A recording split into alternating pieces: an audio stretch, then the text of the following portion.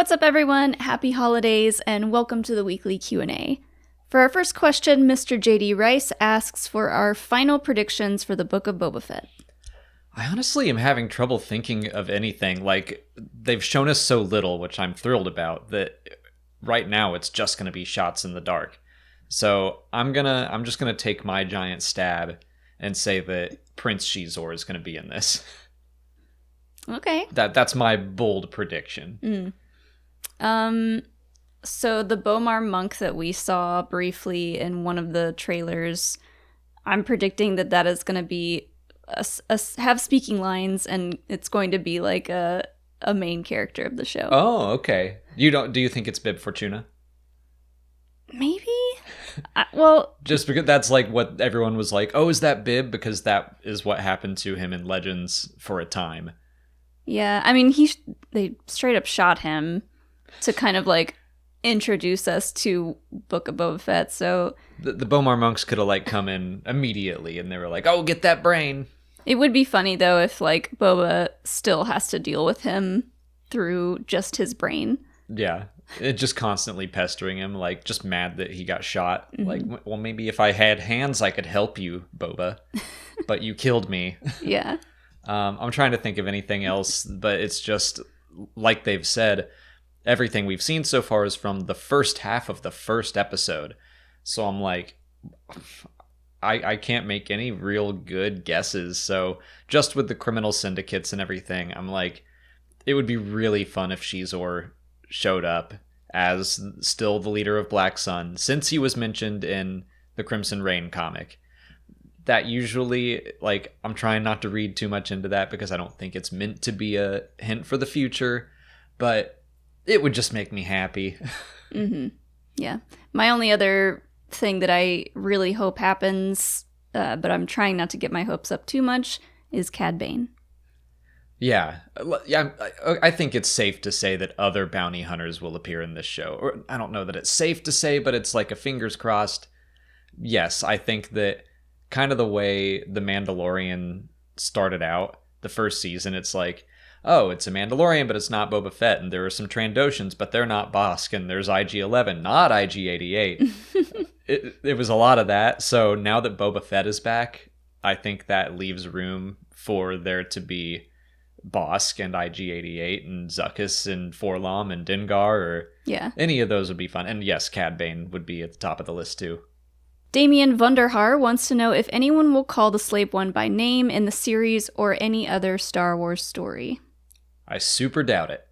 I think they're done with that. I don't think so, yeah. Yeah, I don't really think they are going to officially change the name, but I think they're going to do what they've always done. They're just going to keep not calling it by name.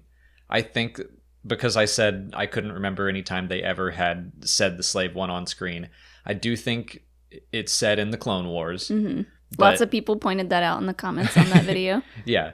And I'm sure it's popped up in the Bounty Hunters comic and probably some books. But for the most part, most people watching the Book of Boba Fett are probably just going to know that as Boba Fett's ship. Mm-hmm. Like, that's the whole marketing side of things, where they were calling it Boba Fett's Starship on Lego. And then some other things have been saying it's the Fire Spray, which honestly is still a cool name. Yeah. But no, I don't think Boba Fett is going to... I guess we're still in prediction mode. I don't think Boba Fett is going to say, get to my ship, the Fire Spray. He'll say something like, let's get to my ship. And that's it. Yeah, I mean, unless he, like, tries to sell his own ship and is, like, telling someone about it, I don't see any reason why they're going to call the ship by its name. Yeah, he's not like Han Solo, where he's running around like, you've never heard of the Millennium Falcon. Yeah, like, well, and then everyone rolls their eyes when he does that. So. Yeah, Boba Fett's not that kind of person. He's just Boba Fett. Like, and everyone knows that ship. Mm-hmm. He doesn't have to be the Han Solo walking around. Boba Fett actually has that reputation. Yeah. I feel like people would be more likely to be like, oh, that's that ship that makes those seismic charge. That's the blah things. Ship. Yeah. Wow. That's a ship with the cool sounds. Brian Rogers asks what our favorite moments of Star Wars in 2021 were. The first one that popped into my head was finishing reading The Rising Storm. And in case anyone hasn't read it still, I won't say what happened, but the last few pages of that book, that's like the hardest my heart has been pounding when reading a book. And you went for a run this morning. Yeah, that's true. All right. Now, I almost died this morning just going for a run, just attempting to do some cardio. But no, reading that book was so memorable to me. Yeah. And it's a gut-wrenching end, but still, I think I'll remember reading that for a long time. Yeah, I mean, all the High Republic books that I read this year were pretty great. Pretty memorable stuff. Yeah, I would say that starting Light of the Jedi was another one where I was just happy that I'm like, oh man, I'm so glad that I'm getting into these first few chapters are exciting. I'm loving this. Like, it's exactly what I was hoping it would be. Mm-hmm. So just all around, yeah, the High Republic is some good stuff. I'm trying to think of stuff from Bad Batch, the Return of Cad Bane. That whole Braca arc was great, yeah. Yeah. So yeah, Cad Bane, and also just the fact that they were on the planet from Fallen Order. I loved that. Yeah. I mean, a lot of stuff from the second half of the series, really. When they returned to Kamino, I liked that a lot, just being able to see Kamino again, but then seeing its destruction was pretty sad. I remember getting a big reaction to Crosshair saying that he had already taken his chip out. Mm-hmm. I was surprised by that and loved that moment. Yeah, and we had kind of like guessed that would be the case, but when he did it, or when he talked about it, we were like, dang, they went there. And I'll say watching The Ninth Jedi from Star Wars Visions, like, I was enjoying Visions well enough, but at that point where all of the baddies turn their lightsabers on and they're all red and you thought they were Jedi this whole time, I really loved that moment. Like, that got a big whoa from me. So I'm hopeful they keep doing more Visions just so we can get the Ninth Jedi 2 or the 10th Jedi or whatever. Yeah. I'll also say, just because it's about to happen, the trailer for Book of Boba Fett. Oh, getting to see that for the first time and just, yeah. Yeah, because that, like, we got the teaser at the end of Mando Season 2, but then seeing the trailer for it, I was like, okay, you got me. You got me excited for Boba Fett. Finally, in October. It's still wild to me how little we know about this show. And I guess, like, just looking at Obi-Wan Kenobi, we're like, we have this whole cast list. We know, like, 16 people that are going to be in this show. And we don't know anything about the Book of Boba Fett. We keep seeing people popping up in trailers, but we don't know what this is about at all. And that is exciting to me. Stuart McKay wants to know who gave Luke the rank of master. It's possible Yoda could have just popped up and given it to him as a Force ghost, but I like to think that he just said, I'm a master now. Yeah, I think he earned it. Who's going to tell him no? Right. And yeah, there wasn't a lot of people around to be giving out, titles. So there were two people, and they were both ghosts. And who knew when they were going to pop up to tell him he graduated? He might not even know the rank system. He may have like read about it in the Jedi texts and been like, "Yep, I'm a master." Yeah. Well, I'm sure like he would have had to, yes, do that and learn through books and stuff, or Obi-Wan and Yoda told him. But it doesn't seem like they were popping in for lessons every other day. He probably found out on his own, and he was like, "Well, I'm going to now be teaching people, so I'm a master." Like, it's just, if you're the only one around, I think by default, you get to be the master. Right. And yeah, there's no council to say otherwise. Mm-hmm. So he has like a whole council chamber with one chair in it. And he's like, I will take a seat. All of his stuffed animals are and around. I will be a master, yeah. He's like, before we start tea time, I just want to let you all know that I am a master. And then this little stuffed wamp is like, that's BS. Brandon Velasquez asks if the holiday special will ever be officially released. I think it will eventually. I'm surprised it hasn't happened yet, honestly, with the amount that Disney just seems to be leaning into all the Life Day stuff. Mm-hmm. I agree. I think eventually it'll get released, but I wonder if they'll take some parts out. Yeah. It could stand to be edited a bit. Like, I could see them editing it down, really, really tightening it up, cleaning around some of the more confusing scenes. The more 70s parts of it. Yeah. Which I feel like fans would probably get angry about. Like, oh, this isn't the real holiday special, the one that we all know. But if they're going to release it officially, I see them editing some stuff out. I kind of do too. But yeah, the fact that they put out like the animated part, and I guess they restored it. I haven't actually watched it on Disney Plus, I don't think so.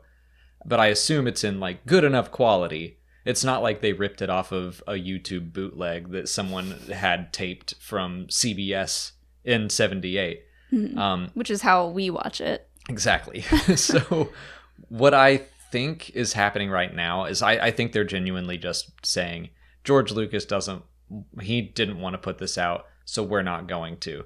I say eventually because I think that maybe, given enough time, once Kathleen Kennedy passes off leadership to someone else and maybe they pass it off to someone else and someone's like, we have the holiday special, let's put it out. Like, I think that there just is going to be some distance between Lucasfilm presidents, if that makes sense. Mm-hmm. That's it for our patron questions. If you're a patron and you didn't see your question answered here, just head over to Patreon, where we leave every submitted question a written response. If you're not a patron, you can learn more by following the link in the description. We have tons of other rewards like audio commentaries for the films and every new Star Wars series premiering on Disney+. We also record video reactions to every new series as we watch them for the first time. We're doing book clubs to discuss every new Star Wars book as they release. We have behind-the-scenes content, comic reactions every Wednesday, and more. All of that is available right now on our Patreon if you're interested. On to YouTube questions. Lindsay Brown asks if Fennec Shan could be wanted by the Empire for helping Omega. I guess that's possible. We don't really know if the Empire knows about that right now, what she did in the Bad Batch, but I could see Fennec continuing to be a character in the Bad Batch, and we find out what got her onto the Imperial Security Bureau's bad side. Yeah, I feel like this exact, like her helping Omega wouldn't be the cause of something like that. I think that she's definitely wanted for other things, but I don't think helping Omega is the main reason. Well, it's like, I don't think the Empire wanted Omega. Kamino wanted Omega. The Empire didn't care. So at some point they might start to care, and then if Fennec Shand is still helping her, then they might be like, okay, we're putting you on the naughty list. The Mysterious Kill wants to know why Biggs says wait right before he dies. I'm always going to take a Biggs question, but I always have found that line to be weirdly heartbreaking. Like, to me, I just think he was panicking. I don't think he was saying wait for anything specific. Unless it was just like a wait, I'm not ready to die kind of thing. Yeah. It is sad when you think about it, but I think it's just like something he said. He blurted it out. Yeah. I mean, he's kind of like just panicking, looking around his cockpit, going like, wait. And like, I think he was just looking for, I don't know, something to help him. Or maybe he had an idea. Or maybe he was trying to eject like he told Porkins to. But he just couldn't do it in time. He was trying to tell Luke to wait for him. Oh. or maybe he was trying to say, I'll wait for you. Yeah. In the netherworld. He's actually a Force ghost, and he visits Luke all the time. Or maybe just his mustache is a Force ghost. He's still learning how to fully become corporeal, but the mustache came first. And then he just like floats it in front of people. And get out of here. 00 asks who the most likely villain for The Mandalorian Season 3 is. I don't know that we're going to get like a main villain. I mean, I don't even really consider Moff Gideon. He's the kind of the big bad of the first two seasons, but he's barely in the first season. he's not in the second season all that much either. Like, he is the one hunting Grogu. Now he's captured. I still think he's going to be around as like a Hannibal Lecter, like just whispering in everyone's ears and sowing seeds of distrust and stuff. But other than him, I kind of think it's just going to be like, nope, we're Mandalorians and we're still on a quest, and now our quest is to retake our home world or something. I kind of think there's going to be a new conflict every episode, the way that the previous seasons have been handling it. Yeah. I was going to say the villain is probably going to be Mandalorians. Yeah. Just their creed, their just like the process of what they're going to have to do to retake Mandalore, and like all the stuff with the Darksaber. They're going to be their own villains through all this because, you know, they got to put their differences aside and work together, which is going to be tough because they're all stubborn. Yeah, I mean, they all have their own little clans and stuff. And I mean, we saw how Din reacted to Bo-Katan taking her helmet off. Mm-hmm. We're probably going to see a lot of that where a bunch of people are going to be like, no, there's only one right way to be a Mandalorian, and they're all going to have to learn to work together and come together. And yeah, we have Bo-Katan, who I don't think is going to be a villain, but maybe an antagonist and someone who's like not super happy that she doesn't have the Darksaber. Mm-hmm. I think she's going to have some stuff to work through, but yeah, I don't think that there's going to be like a one big bad villain that's in every episode. It's probably going to be Moff Gideon. I wouldn't be surprised if a Thrawn tease appearance happened at the end of the season or something like that. Elijah Dunbar wants to know how Palpatine stayed in office for so long. His 2 terms should have expired before the Clone Wars began. We kind of talked about this, I think, last week, and just about how he probably had backup plans if he didn't become Chancellor, if Bail Antilles or Ainley Team were elected instead of him. Mm-hmm. So I think that he was just like, wow, that went great, and it came out the way I wanted it to. And now he has 10 years until the Clone Wars started. I think he probably was just manufacturing crises. Yeah. He was putting everything that he needed to put in place to, like, if anyone were to question why, like, ask this exact question, like, he's putting things in place to where this question would never get asked in the first place. Yeah, I mean, George Lucas, back in 1977, talked about how the Republic fell, and he stuck pretty close to that in the prequels, where it was like this chancellor gained power and then just made crisis after crisis. The big one we see is Attack of the Clones, the Clone Wars, where he gets the emergency powers and everyone's basically like, well, we can't have elections in the middle of a war like this. Mm-hmm. It'll make us look weak, so we'll just let him stay. We also don't really know how long the Separatist crisis had been going on. I mean, Padme was working on the Military Creation Act, or working against it, for a year at the time of Attack of the Clones. So the Separatist movement had already begun. Mm-hmm. And that was probably crisis enough for Palpatine to be like, let's push the elections just a little bit, just until this is over, and then I'll step down. Yeah, I mean, you look at history and you look at all the really bad leaders, and yeah, they were bad leaders for a long time, longer than they should have been. That's another thing that George Lucas has said, is that, like, he wanted to show democracies aren't, like, taken by force. They're often given away, and that's what happens. Like, liberty dies with thunderous applause. People just kept, like, letting Palpatine have power until eventually they were like, why don't you just keep it? Like, Yeah. Yay. You're doing great. That's all the time we have for questions today. If you want to leave a question for next week's video, just put it in the comments below or sign up for Patreon to join our weekly Q&A discussion. If you haven't already, please like this video, subscribe to the channel. Follow us on Twitter, Instagram, Facebook, and TikTok. And as always, thanks for watching, have a very happy holiday, and may the Force be with you.